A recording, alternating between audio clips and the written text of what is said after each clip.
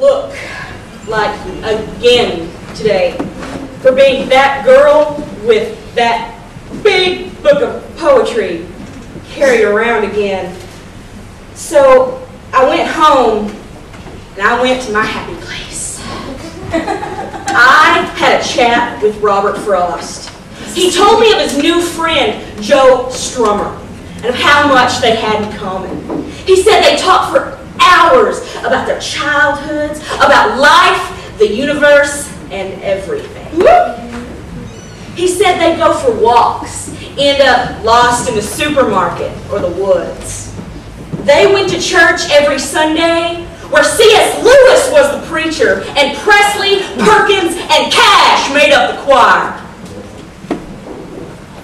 Frost said they'd go to the beaches at night, where hundreds others just sat on the shore, praying a quiet apostrophe to the breakers and the tide. He said they'd go to diners filled with pictures of Marilyn Monroe, but she was nowhere to be found. He said they'd go to the boardwalk where Hemingway played skee-ball with children on cloudy Saturday afternoons. They'd look out on the island where John Lennon lived with Biggie and Tupac. He said that Pablo and Federico were always starting revolutions, and Bob Dylan would run after them with his guitar saying, "Please, can I come too?"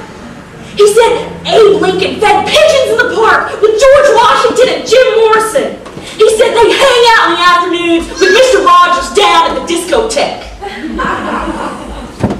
But he said at night, they sit alone, never sleeping, only dreaming until dawn.